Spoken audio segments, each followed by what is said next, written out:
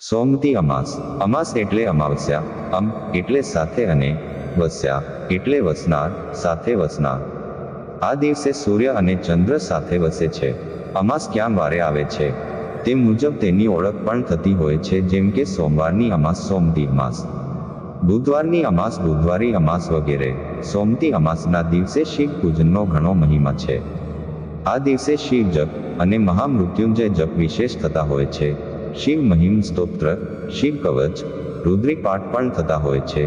શિવ મંદિરમાં જળ અભિષેક, ગાયના દૂધ વડે અભિષેક કે પંચામૃત દ્વારા અભિષેક પણ થતા હોય છે. શિવ પૂજા દ્વારા ગ્રહો દ્વારા થતા દૂષિત યોગ જેવા કે ચાંડાલ યોગ, વિષ યોગ, કાળ સર્પ યોગ વગેરે જેવા યોગની પૂજા શાંતિ કરવામાં આવતી હોય છે. ચંદ્ર દ્વારા થતા દૂષિત યોગ જેવા કે ગ્રહણ યોગ, વિષ યોગ, કેમદ્રુમ યોગ વગેરેની પૂજા શાંતિ પણ કરવામાં આવે છે. આ દિવસ શિવ પૂજન, પિતૃકૃપા મેળવવાનો ઉત્તમ દિવસ ગણવામાં આવે છે.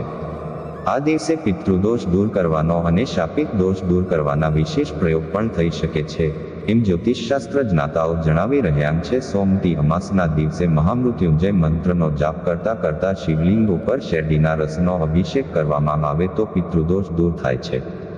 જ્યારે પીપળાની 3 વખત પ્રદક્ષિણા કરવી અને જળ ચઢાવવાથી તથા અક્ષત ચોખાથી પૂજા કરવાથી બ્રહ્મા વિષ્ણુ અને મહેશની કૃપા શ્રદ્ધાળુને પ્રાપ્ત થાય છે અને શાપિત દોષ હોય તો તે પણ દૂર થઈ જાય છે.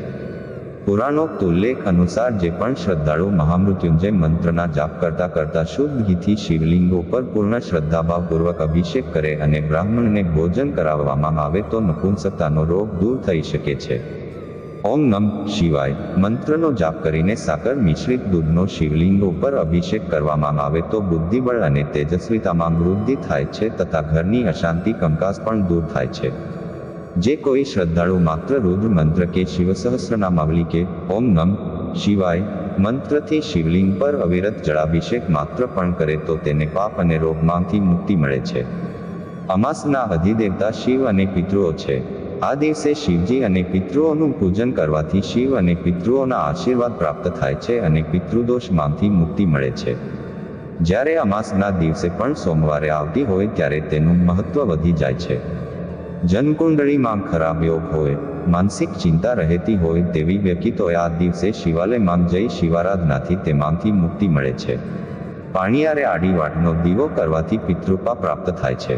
સોમતી અમાસના દિવસે ચાણોદ, કરનાળી, સિદ્ધપુર વગેરે સ્થળોએ સદગત પિતૃઓના મોક્ષ માટેની વિવિધ પ્રકારની વિધિ કરવામાં આવશે.